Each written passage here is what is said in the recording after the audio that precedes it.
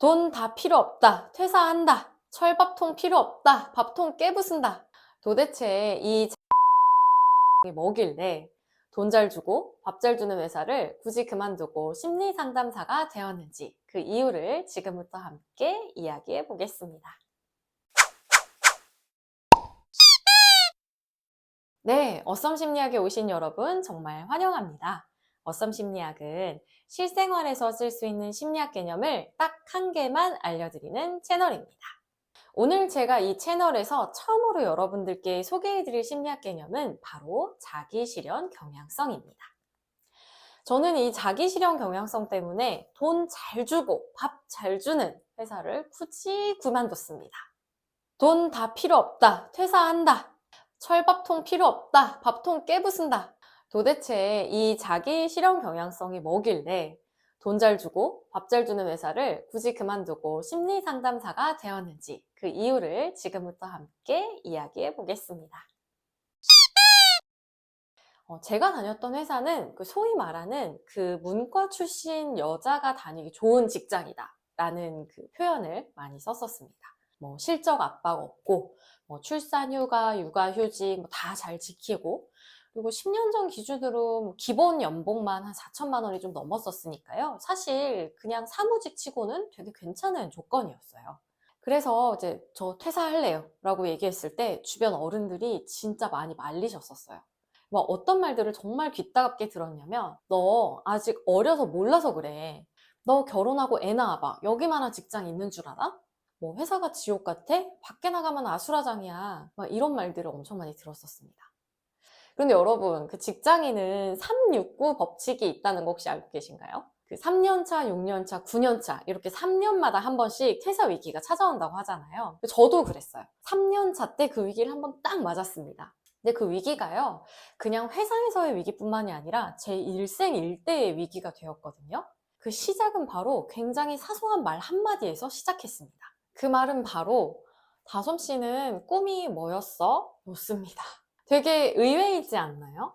그냥 꿈이 뭐냐? 이렇게 툭 물어보는 말이잖아요. 제 옆자리에 앉아있던 어떤 상급자분이 저한테 그냥 무심결에 물어보신 거죠. 근데 저는 이 질문을 받고 머리가 굉장히 띵 하는 거예요. 맞다. 나도 꿈이 있었지? 이렇게 된 거죠. 분명히 하고 싶은 것도 뭔가 많았던 것 같고, 좋아하는 것도 되게 많았던 것 같은데, 뭐 취업하고 일하고 이제 정신없고 막 이러니까 어느 순간 이제 그런 걸 싹 잊고 살았던 거예요. 이제 그래서 그날부터 엄청 혼란스럽게 시작했어요. 내가 도대체 뭘 좋아하지? 뭘 잘했더라? 나 뭐 하고 살고 싶었지? 이런 질문들을 계속 하기 시작했습니다. 그때가 제가 딱 29살이 되는 해였어요. 그래서 20대 10년을 한번 쭉 돌이켜 본 거죠. 그랬더니 어떤 결정적인 선택을 하는 순간마다 제 기준은 항상 누군가의 기대, 타인의 시선에 있었더라고요. 부모님이 자랑스러워 하실 수 있게, 혹은 내가 다른 사람한테 얘기했을 때 쪽팔리지 않게, 세상 사람들이 날 무시하지 않게, 뭐 이런 것들에 대해서만 생각을 했지, 내가 뭘 좋아하고 뭘 하고 싶고 뭘 잘하고 이런 거에 대한 고민은 거의 해보질 않았던 거예요. 그래서 이제 그때부터 방황이 막 시작이 됐습니다. 몸도 엄청 안 좋아지고요. 뭐 정신은 말할 것도 없고. 그래서 이때 되게 많은 방황을 했는데, 어떤 방황을 했는지는 이제 다음에 기회가 되면 한번 그 썰을 한번 들려드릴게요. 이제 결국에 돌고 돌아서 방황의 시간을 끝내고 제가 뭘 하고 싶은지를 찾아냈는데, 그건 바로 심리 상담이었어요. 심리학과 상담을 공부를 해서 내가 심리 상담사가 돼야겠다라고 결심을 한 거죠.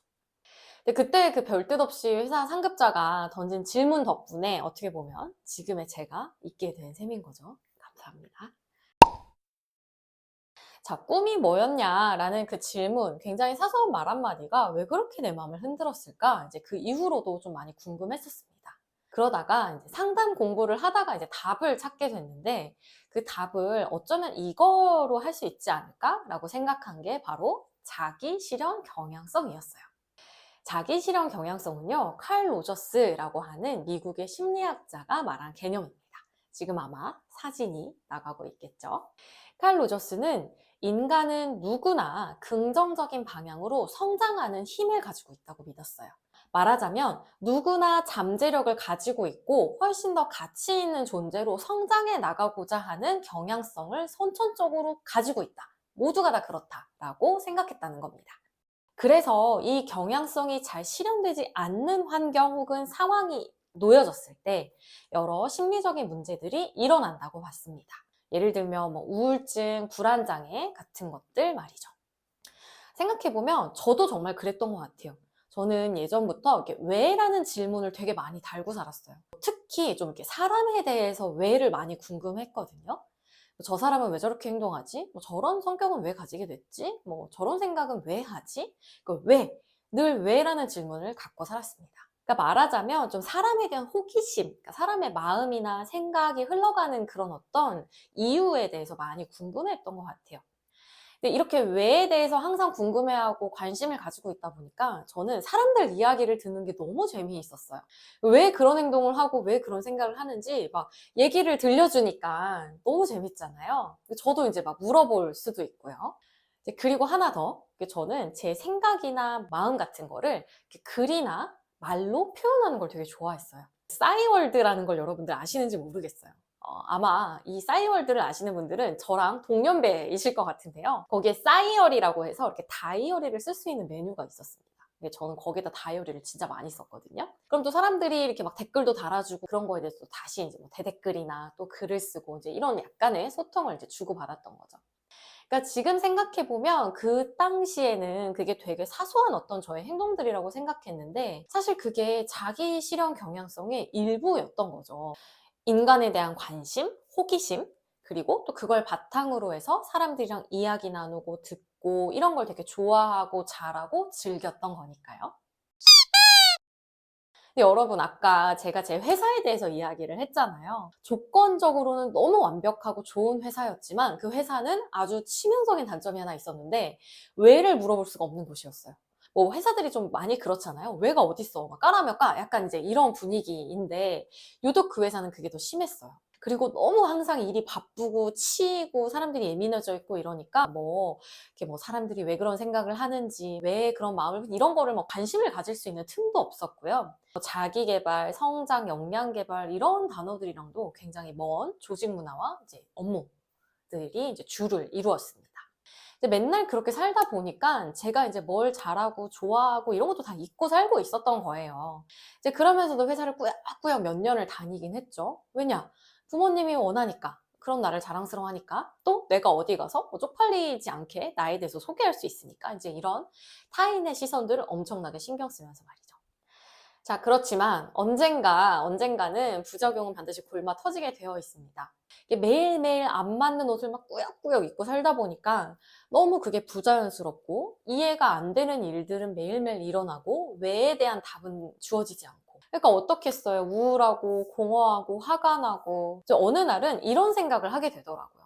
아니, 내 삶은 내 건데 지금 내가 내 삶을 제대로 살고 있는 게 맞아? 인생을 원래 이렇게 꾸역꾸역 몇십 년씩 사는 거야? 지금 제대로 살고 있는 게 맞아? 막 이렇게 계속 저에 대해 회의감을 막 가지게 되는 거죠. 이제 그런 혼란스러움을 막 겪고 있는 와중에 꿈이 뭐야? 꿈이 뭐였어? 라는 말을 딱 들으니까 어떻게 보면 전곡을 팍 찔린 거죠. 아마 이 영상을 보고 계시는 여러분들도 그런 고민 해보신 적 있을 거예요. 이미 나는 내가 뭘 좋아하고 뭘 잘하는지 찾아서 실현하고 살고 있다 라는 분도 계실 수 있고 아니면 내가 뭘 하고 살아야 될지 아직 고민 중이다 라는 분도 계실 수 있겠죠. 그러면 이제 여러분의 차례입니다. 한번 여러분께 저도 한번 여쭤볼게요. 여러분의 꿈은 무엇이었나요? 여러분이 이번 삶에서 꼭 실현하고 싶은 나의 모습은 어떤 모습이었을까요? 꼭 엄청난 꿈을 꾸거나 그걸 위해서 하루 종일 열정을 불태우거나 그런 모습이 아니어도 저는 괜찮다고 생각해요. 지금 현재 삶이 그럭저럭 만족스럽고 편안하고 안정적이다라고 한다면 저는 그것 또한 여러분들의 자기 실현 경향성이 잘 실현이 되어가고 있는 상태라고 생각을 합니다. 하지만 여러분 혹시 이런 생각을 하고 계신가요? 아, 이게 아닌 것 같은데 이런 삶을 원한 건 아니었는데 왜 이렇게 우울하지? 왜 이렇게 불안하지? 왜 이렇게 맨날 딴 생각이 나지? 왜 이렇게 맨날 여기저기 아프지? 만약에 그렇다면요 여러분 자기 실현 경향성이 지금 여러분들이 처한 환경과 잘 맞물려 가고 있는가, 내가 원래 살고자 하는 방향대로 내 삶이 가고 있는가에 대해서 한번 생각해 보실 필요는 있는 것 같아요. 네, 여러분. 이 채널을 처음 시작하면서 자기 실현 경향성이라는 개념을 전해드렸어요. 아무래도 저를 포함한 또 제 주변 사람들, 뭐 선배, 후배 할 것 없이, 심지어는 5060의 되게 어른들까지도 항상 하는 고민인 것 같아요. 나 뭐하고 살지? 나 제대로 내가 원하는 대로 살고 있나? 라는 고민은 우리가 늘 하고 늘 달고 사는 것 같아요. 그래서 굉장히 우리 모두에게 중요한 이야기가 될 것 같아서 첫 번째 심리학 개념으로 골라봤습니다. 뭐가 되었든 가장 중요한 건 우리가 현재 어떤 상태에 놓여 있든지 간에 우리 안에는 사실 우리의 삶을 가장 올바른 방향으로 이끌어갈 수 있는 힘이 내재되어 있다라는 걸 믿는 게 가장 중요한 것 같아요. 그거를 가장 잘 알아봐주고 또 가장 믿어줄 수 있는 사람 또한 나 자신이라는 사실도 기억하셨으면 좋겠습니다. 물론 이렇게 말하고 있는 저 스스로도 가장 못 믿었고 또 가장 비난하기 쉬운 사람이 저 스스로인 것 같긴 하지만 우리가 또 그렇게 자기를 믿어주고 알아봐주는 그 노력하는 과정도 또 중요한 것 같아요. 네, 오늘 나눈 이야기가 여러분께 도움이 되었다면 좋아요 그리고 구독 버튼 눌러주시고요. 우리는 다음에 또 유용한 심리학 개념으로 다시 만나요. 안녕!